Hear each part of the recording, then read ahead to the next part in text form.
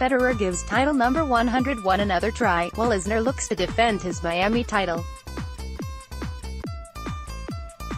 Roger Federer. Photo by Chrysaline Cayo. Copyright at Sport Vision. A month ago in Dubai, Federer lifted his 100th winner's trophy above his head. 2 weeks ago in Indian Wells, he was just a few games away from number 101, but was outplayed in the end of that final by Dominic Thiem. Now in a tournament, where he's looked sharper with every passing round, he'll face an opponent most players don't enjoy playing against.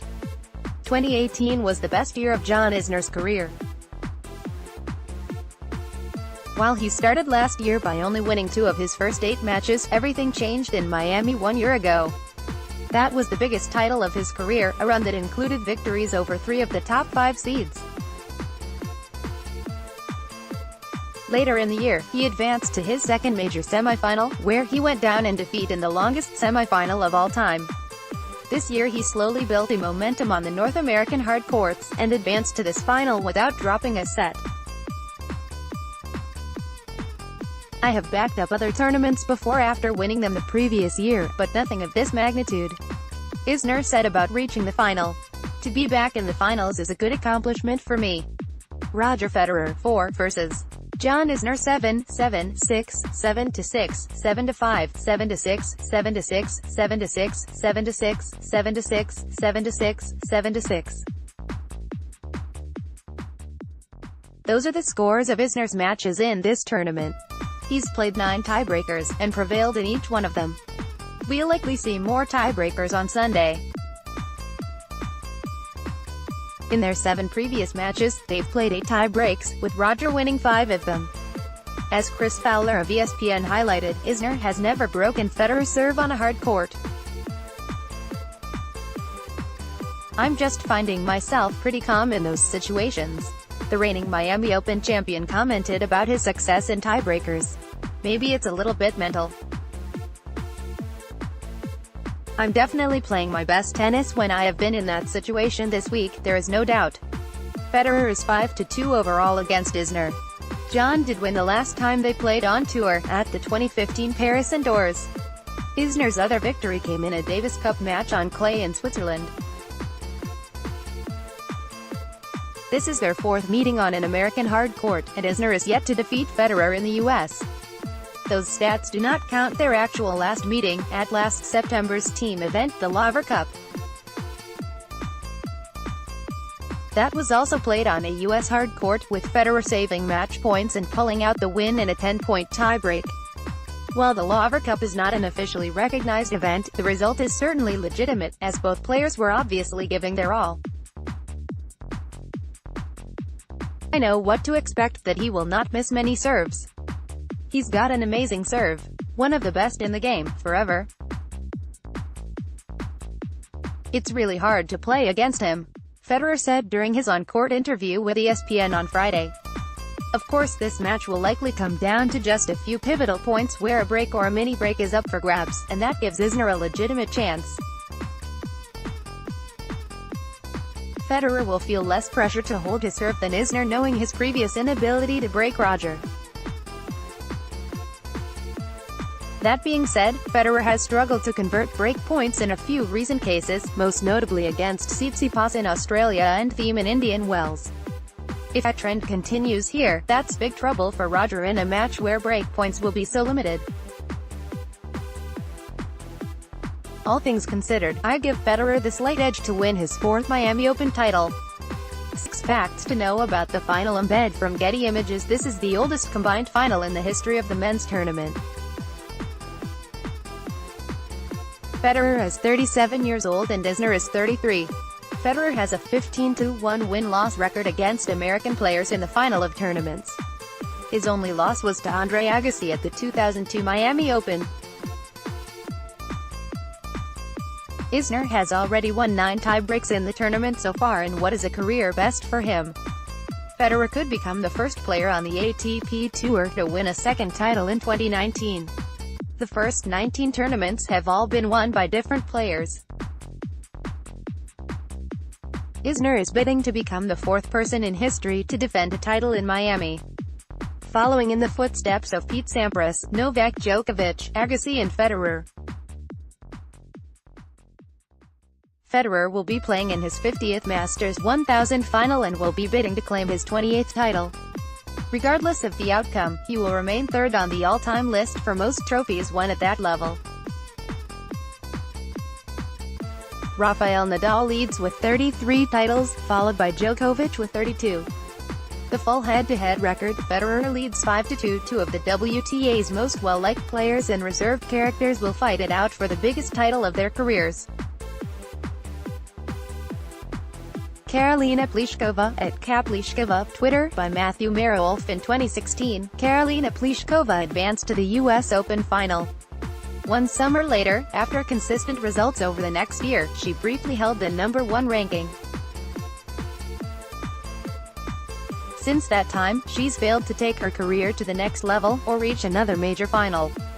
But now with Renee Stubbs and Conchita Martinez in her corner, her play has steadily improved over the past 6 months. With a win today, she would move back up to #2 in the world. Ashley Barty, at BT Sport, Twitter. In 2014, Ash Barty decided to walk away from the tennis world at the age of 18 despite already achieving success as a doubles player. She spent the next year as a professional cricket player in her native Australia.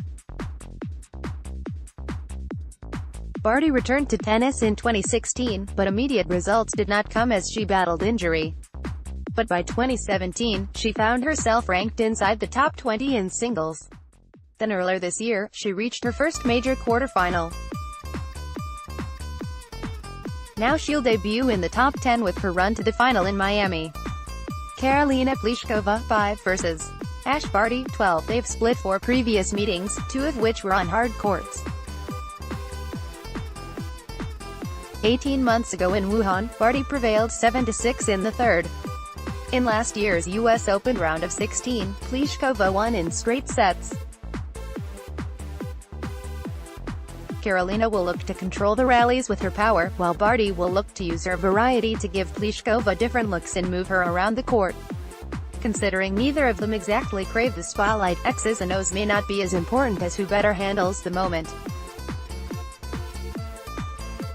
In a match of this magnitude, where their previous matches have been tight, experience on a big stage such as this will be crucial.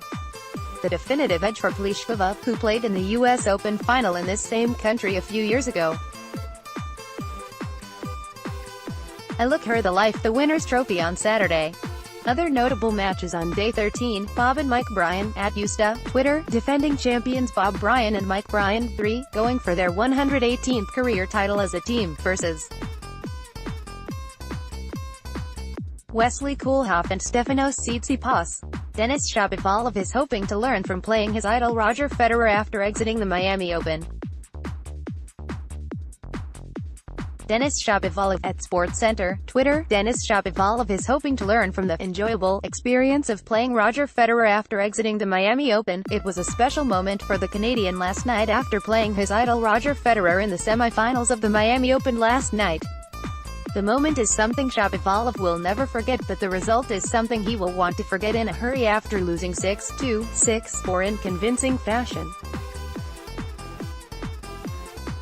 After a poor first set, the Canadian played better in the second set before Federer survived the storm to reach the final in Miami once again. After the match, Shapovalov described the experience as enjoyable, and is looking to learn from the occasion. Yeah, definitely, it's always tough to lose, but yeah, it's definitely enjoyable to be out there with your idol on the court, Shapovalov said in his press conference. I was just trying to play as good as I can, and, you know, he did a good job today. He played an excellent match. I wasn't able to kind of stay at his level. So, you know, I'm just going to try to learn from this and move forward.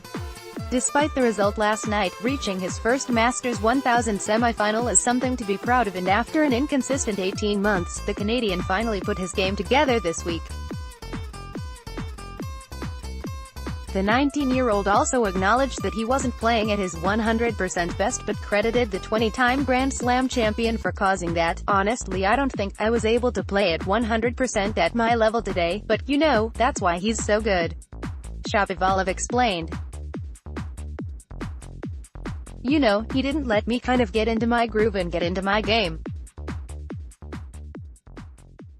That's just, you know, it shows how experienced and how good he is."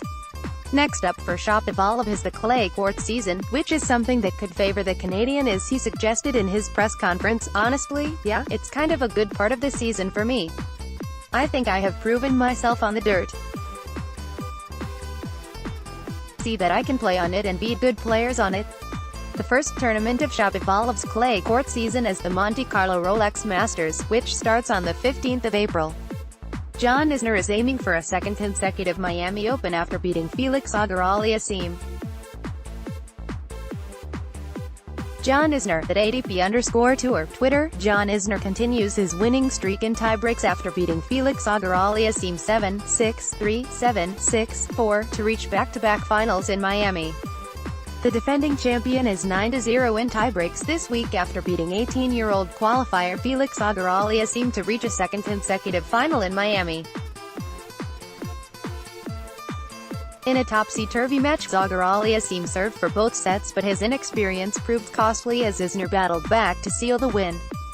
As a result, Isner will look to successfully defend his title on Sunday when he faces either Roger Federer or Denis Shapovalov. It was uncharted territory for the talented Canadian as he was competing in his first-ever Masters 1000 semifinal. However, that didn't seem to faze him early on as he produced some comfortable holds of serve early on. Not only was the 18-year-old serving well, he was constructing some good shots on return as he looked to take his opportunities on the Isner serve when they arrived. After saving 3 breakpoints with 3 aces in the 5th game, Isner was unable to hold for much longer as he was remarkably broken to love. Advantage to the Canadian. However, in tennis you can't buy experience, and that was costing Auger-Aliassime in the latter stages of the first set as 3 double faults meant that he was broken back. Unlike Auger-Aliassime, the American had plenty of experience and knew that he couldn't waste his opportunity. After forcing a tiebreak, Isner played some hammering forehands and great volleys to take the tiebreak 7-3. It was a lesson for Felix, but one he needed to learn from quickly if he wanted to reach the final in Miami. Both men were working hard at the start of the second set to try and protect their serve as the start seemed crucial. One trait for Auger-Aliassime that we've been used to seeing in the past few weeks is his ability to never give up, and that was evident when he once again broke for a 4-2 lead. But it was another moment of hesitation and nerves for the youngster as he once again failed to close out the set to hand Isner the break back.